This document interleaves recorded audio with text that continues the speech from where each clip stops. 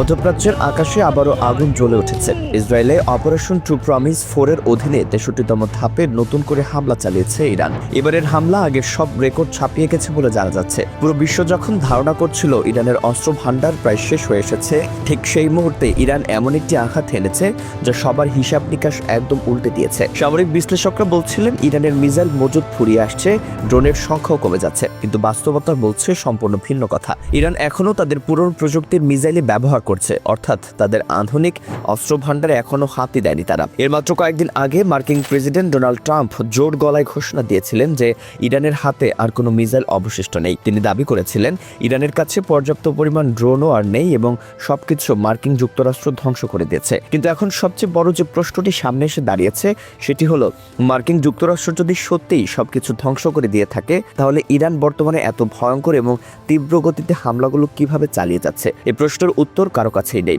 আজকে ভোররাতে 63তম ধাপে যে হামলা চালানো হয়েছে সে বিষয়ে আইআরজিসি বিস্তারিত তথ্য জানিয়েছে। তারা জানিয়েছে এবারের মূল লক্ষ্যবস্তু ছিল ইসরায়েলের বিভিন্ন আবাসিক প্রকল্প এলাকা এবং একাধিক সামরিক ঘাঁটি। বিশেষ করে ইসরায়েলের যেসব সামরিক ঘাঁটি আবাসিক প্রকল্পের নিচে অর্থাৎ ভূগর্ভস্থ বাংকারে অবস্থিত, সেগুলোকে টার্গেট করে ইরান এই হামলা পরিচালনা করেছে। ইসরায়েলিরা অত্যন্ত ধূর্ত কৌশল অবলম্বন করেছে এক্ষেত্রে। তাদের বড় বড় আবাসিক প্রকল্পগুলোর নিচে যেখানে সাধারণ মানুষ বসবাস করে সেসব বিল্ডিংয়ের মাটির নিচে তারা সামরিক বাংকার নির্মাণ করেছে। তাদের হিসাব ছিল ইরান যখনই এসব আবাসিক এলাকায় হামলা চালাবে তখন ইসরায়েল বিশ্ব মিডিয়ার সামনে বলবে যে ইরান বেসামরিক এলাকায় হামলা চালিয়েছে এবং ইরানকে একটি সন্ত্রাসী রাষ্ট্র হিসেবে উপস্থাপন করবে। কিন্তু ইরানের মিসাইল হামলার তীব্রতায় ইসরায়েলের সব কূটকৌশল ভেস্তে গেছে। ইরান এবার তাদের শক্তিশালী হাজ কাশেম ব্যালিস্টিক মিসাইল দিয়ে একের পর এক আঘাত হানছে ইসরায়েলে। বর্তমানে ইসরায়েলের আকাশ প্রতিরক্ষা ব্যবস্থা বলতে কার্যত কিছুই অবশিষ্ট নেই। তাদের বহুল আলোচিত আয়রন ডোম এখন একটি মিসাইল বা একটি ড্রোনকেও ভূপাতিত করতে পারছে না। মূলত ইসরায়েলের ইন্টারসেপ্টর সম্পূর্ণ ফুরিয়ে গেছে এবং এ কারণেই তারা ইরানের কোনো হামলা আর ঠেকাতে পারছে না। শুধু ইসরায়েলেই নয়, এবার মধ্যপ্রাচ্যে থাকা বিভিন্ন গালফ কান্ট্রিতেও হামলা চালিয়েছে ইরান। সংযুক্ত আরব আমিরাত তাসনিম নিউজকে জানিয়েছে তারা আজকে ভোররাতে 4টি ব্যালিস্টিক মিসাইল এবং 25টি ড্রোন ভূপাতিত করেছে। পাশাপাশি গত 2 সপ্তাহে তারা সর্বমোট 345টি ব্যালিস্টিক মিসাইল, 15টি ক্রুজ মিসাইল এবং 1773টি ড্রোন ভূপাতিত করেছে বলে দাবি করেছে। আর এগুলো শুধু সেসব যেগুলো তারা ভূপাতিত করতে পেরেছে। যেগুলো সরাসরি লক্ষ্যবস্তুতে আঘাত হেনেছে সেগুলোর হিসাব তো সম্পূর্ণ ভিন্ন। মধ্যপ্রাচ্যের যুদ্ধের এই পরিস্থিতিতে মার্কিন যুক্তরাষ্ট্রের বিভিন্ন সামরিক ঘাঁটি ধ্বংস হয়ে যাচ্ছে। ইসরায়েলের আবাসিক প্রকল্পগুলো ধূলিসাৎ হচ্ছে, শত শত ইসরায়েলি ও মার্কিন সৈন্য প্রাণ হারাচ্ছে এবং মার্কিন যুক্তরাষ্ট্রের আর্থিক ক্ষতি কয়েকশো বিলিয়ন ডলার ছাড়িয়ে গেছে। কোনো কিছুতেই ইরানের সাথে পেরে উঠতে পারছে না ইসরায়েল এবং মার্কিন যুক্তরাষ্ট্র। ঠিক এই মুহূর্তে এসে ইসরায়েলের পারমাণবিক অস্ত্র ব্যবহারের আশঙ্কা দেখা দিয়েছে। কারণ ইসরায়েলের একটি নীতি রয়েছে যেখানে বলা আছে ইহুদিরা যখন চরম বিপদে পড়বে বা তাদের অস্তিত্ব সংকটাপন্ন হবে তখন তারা পারমাণবিক অস্ত্র ব্যবহার করবে। এই পরিপ্রেক্ষিতে এবার মনে হচ্ছে ইসরায়েল হয়তো সত্যিই ইরানের উপরে পারমাণবিক অস্ত্র নিক্ষেপের সিদ্ধান্ত নিতে পারে। বাংলাদেশের অন্যতম গণমাধ্যম দ্য ডেইলি ইত্তেফাক এই বিষয়ে একটি গুরুত্বপূর্ণ খবর প্রকাশ করেছে, যেখানে হেডলাইন করা হয়েছে ইরানে ইসরায়েলের পারমাণবিক অস্ত্র ব্যবহারের আশঙ্কা দেখা দিয়েছে। দশকের পর দশক ধরে ইসরায়েল তাদের পারমাণবিক অস্ত্র ভান্ডারকে এক প্রকার গোপনেই রেখে এসেছিল, কিন্তু ইরান যেভাবে একের পর এক হামলা চালাচ্ছে এবং ইসরায়েলের ভবনগুলো তুলোর মতো উড়ে যাচ্ছে, তখন ইসরায়েল গুরুত্বের সাথে পারমাণবিক অস্ত্র ব্যবহারের কথা ভাবতে শুরু করেছে। আর এটি বাস্তবায়িত হলে সেটি হবে অত্যন্ত ভয়ঙ্কর এবং তখন ইসরায়েলের নিজের অস্তিত্ব টিকিয়ে রাখাই কঠিন হয়ে পড়বে। এদিকে ইরানও কিন্তু চুপ করে বসে নেই। ইতোমধ্যে ইরান জোরে সোরে তাদের পারমাণবিক গবেষণা চালিয়ে যাচ্ছে এবং যে কোনো সময় পারমাণবিক বিস্ফোরণ ঘটিয়ে নিজেদেরকে পারমাণবিক শক্তিশালী দেশ হিসেবে আত্মপ্রকাশ করতে পারে। ইরানের সর্বোচ্চ ধর্মীয় নেতা মোস্তফা খামেনেই, যিনি আয়াতুল্লাহ আলী খামেনের ছেলে, তিনি ইতোমধ্যে আইআরজিসিকে পারমাণবিক অস্ত্র তৈরির আদেশ দিয়েছেন। এখানে একটি গুরুত্বপূর্ণ বিষয় হলো, যখন মোস্তফা খামেনির বাবা আয়াতুল্লাহ আলী খামেনি জীবিত ছিলেন তখন কখনোই পারমাণবিক অস্ত্র তৈরির পক্ষে ছিলেন না।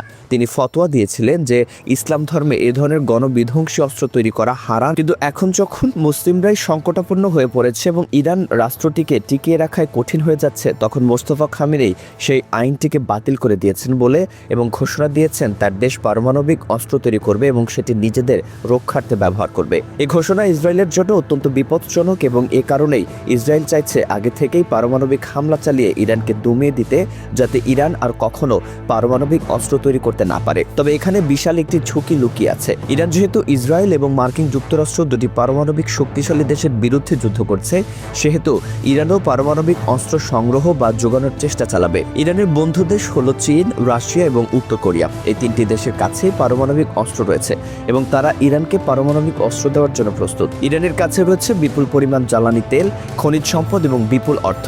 সামরিকভাবেও ইরান শক্তিশালী একটি দেশ, তাই ইরানকে পারমাণবিক অস্ত্র দেওয়ার জন্য রাশিয়া, চীন এবং উত্তর কোরিয়া উন্মুখ হয়ে বসে আছে। ফলে ইসরায়েল যদি ইরানে পারমাণবিক হামলা চালায় তাহলেও ইসরায়েলও পারমাণবিক হামলার শিকার হতে পারে। এই আশঙ্কাটি মোটেও ফেলনা নয়, কারণ কিছুদিন আগে রাশিয়ার প্রেসিডেন্ট ভ্লাদিমির পুতিন ঘোষণা দিয়েছেন ইরানকে তারা পারমাণবিক বোমার সাপ্লাই দেবে। রাশিয়া পৃথিবীর সবচেয়ে শক্তিশালী পারমাণবিক অস্ত্রের মালিক এবং তাদের হাতে প্রায় 1 লক্ষের মতো ওয়ারহেড রয়েছে। সেখান থেকে 8টি ওয়ারহেড দিলে রাশিয়ার কিছুই কমবে না। আর রাশিয়া যদি নাও দেয় তারপরও ইরানের কোনো অভাব নেই। চীন এবং উত্তর কোরিয়া অপশন হিসেবে রয়েছে। চীন ইতোমধ্যে তাদের বাহিনীকে নির্দেশ দিয়েছে খুব দ্রুত 1000টি পারমাণবিক বোমা তৈরি করতে এবং চীন দ্রুত পারমাণবিক অস্ত্রের সংখ্যা বাড়াচ্ছে। এমন গোপন তথ্য রয়েছে যে চীনের অনেক কার্গো বিমান ট্রান্সপন্ডার বন্ধ করে গোপনে ইরানে ল্যান্ড করছে এবং সেসব বিমানে কি পাঠানো হচ্ছে সে সম্পর্কে বিশ্বের কোনো কারো ধারণা নেই। অনেকে আলোচনা করছেন হয়তো গোপনে পারমাণবিক প্রযুক্তিও দিচ্ছে ইরানকে। চীনকে বাদ দিলেও উত্তর কোরিয়ার কথা ভুলে গেলে চলবে না। উত্তর কোরিয়ার প্রেসিডেন্ট কিম জং উন ইরানকে সহযোগিতা করার জন্য প্রস্তুত এবং তিনি ঘোষণা দিয়েছেন ইরানের যদি কোনো সাহায্য সহযোগিতা প্রয়োজন হয় উত্তর কোরিয়া সেটি করবে। ইসরায়েল হলো উত্তর কোরিয়ার পরম শত্রু এবং যুক্তরাষ্ট্র তো আরো বড় শত্রু। ইয়াম কিপুর যুদ্ধের সময় উত্তর কোরিয়ার অনেক পারমাণবিক বিজ্ঞানীকে হত্যা করেছিল ইসরায়েল এবং সেই কারণে কিম জং উনের মনে ইসরায়েলের প্রতি তীব্র ক্ষোভ রয়েছে। তাই পারমাণবিক প্রযুক্তি দিয়ে ইরানকে সহায়তা করতে পারে উত্তর কোরিয়া, এমনকি সরাসরি পারমাণবিক ওয়ারহেড বিক্রিও করতে পারে। এবার ধরা যাক চীন, রাশিয়া বা উত্তর কোরিয়া কেউই ইরানকে পারমাণবিক বোমা দিল না, তাহলে ইরান কি করবে? এখানে ইরানের হাতে একটি অত্যন্ত বড় সুযোগ রয়েছে। ইরানের কাছে প্রায় 420 কেজি মতো বিশুদ্ধ ইউরেনিয়াম মজুদ আছে, যেগুলো 60% হারে বিশুদ্ধ। এগুলোকে আর মাত্র 20% বিশুদ্ধ করতে পারলে সেটি পারমাণবিক বোমা তৈরির জন্য উপযুক্ত ইউরেনিয়ামে পরিণত হবে এবং এই 420 কেজি ইউরেনিয়াম থেকে কমপক্ষে 12টি পারমাণবিক বোমা তৈরি করা সম্ভব। এটি ইরানের সবচেয়ে ভালো অপশন, কারণ বন্ধু দেশের কাছ থেকে পারমাণবিক বোমা না নিয়ে নিজেরাই তৈরি করে ফেলতে পারে। আর হয়তো ইরান এটি ইতিমধ্যে করেও ফেলেছে, কারণ ইরান তাদের সামরিক সক্ষমতা কখনো সম্পূর্ণ প্রকাশ করে না। সম্প্রতি একটি তথ্য সবাইকে অবাক করে দিয়েছে। ইরান সরাসরি দিয়েগো গার্সিয়ায় মিসাইল হামলা চালিয়ে, যেটি ইরান থেকে 4000 কিলোমিটার দূরে অবস্থিত। অথচ এতদিন জানা ছিল ইরানের কাছে সর্বোচ্চ 2500 কিলোমিটার রেঞ্জের মিসাইল রয়েছে।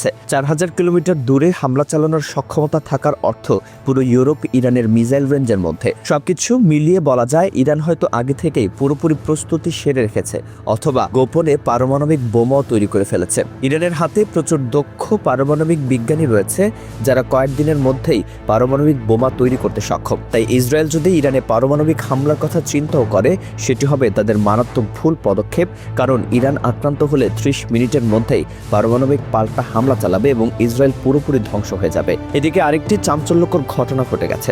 ইরান এবার মার্কিন অত্যাধুনিক F-15 ঈগল যুদ্ধবিমান ধ্বংস করে দিয়েছে। দ্য ডেইলি ইত্তেফাক এই বিষয়ে খবর প্রকাশ করেছে, যেখানে হেডলাইন করা হয়েছে মার্কিন আধুনিক F-15 যুদ্ধবিমানে ক্ষেপণাস্ত্র হামলা চালিয়েছে ইরান। সেই হামলার ভিডিও ফুটেজও প্রকাশিত হয়েছে, যেখানে দেখা যাচ্ছে ইরান একটি এয়ার ডিফেন্স সিস্টেমের মিসাইল ছুড়েছে এবং সেটি সরাসরি আমেরিকার F-15-তে আঘাত এনেছে এবং বিমানটি সাথে সাথে ভূপাতিত হয়ে গেছে। এটি ইরানের আরেকটি ঐতিহাসিক বিজয়। এর আগে ইরান আমেরিকার F-35 লাইটনিক 2 ধ্বংস করেছে, তারপর ধ্বংস করেছে ইসরায়েলের 5টি F-16 এবং গতকাল ধ্বংস করেছে আমেরিকার F-15 ঈগল। একের পর এক যুদ্ধবিমান হারাচ্ছে মার্কিন যুক্তরাষ্ট্র এবং ইসরায়েল। এ পর্যন্ত মোট 43টি যুদ্ধবিমান ধ্বংস করেছে এরা। যুদ্ধের এই মুহূর্তে এসে ইরান যে এত বড় সাফল্য দেখাবে সেটি কারো কল্পনাতেও ছিল না।